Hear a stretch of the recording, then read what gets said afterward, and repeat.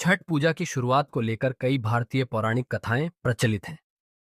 इनमें से एक प्रमुख कथा महाभारत काल से जुड़ी है।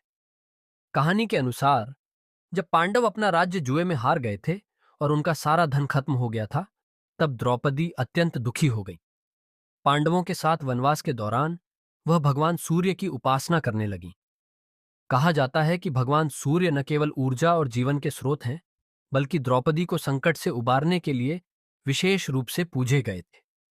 द्रौपदी ने 6 दिनों तक लगातार व्रत रखा और भगवान सूर्य को प्रसन्न किया। उनकी आराधना से सूर्य देव प्रकट हुए और उन्होंने द्रौपदी की हर मनोकामना पूरी की, जिससे पांडवों को अपना राज्य वापस प्राप्त करने में मदद मिली।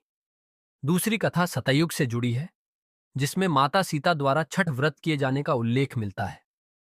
जब भगवान राम और माता सीता 14 वर्ष का वनवास समाप्त कर अयोध्या लौटे, तब रामराज्य की स्थापना के बाद माता सीता ने कार्तिक माह के शुक्ल पक्ष की षष्ठी तिथि को भगवान सूर्य की आराधना की थी।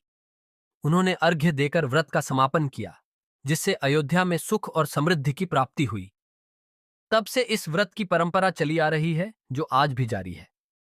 छठ पर्व में सूर्य देव की आराधना की जाती है, क्योंकि उन्हें की संपूर्ण सृष्टि के जीवन का आधार माना जाता है। इस पर्व में व्रती निर्जला उपवास रखते हैं और उगते और डूबते सूर्य को अर्घ्य देकर अपनी मनोकामनाएं पूर्ण करते हैं। इसका महत्व केवल धार्मिक ही नहीं, बल्कि पर्यावरण और स्वास्थ्य से भी जुड़ा हुआ है, क्योंकि सूर्य की किरणों का हमारे जीवन पर गहरा प्रभाव पड़ता है। इस प्रकार छठ पूजा की प्राचीन मान्यताएं और कथाएं हमें यह सिखाती हैं कि अगर श्रद्धा और भक्ति से भगवान की उपासना की जाए, तो असंभव भी संभव हो सकता है। आपके घर में छठ पूजा होती है कि नहीं? कमेंट बॉक्स में बताएं।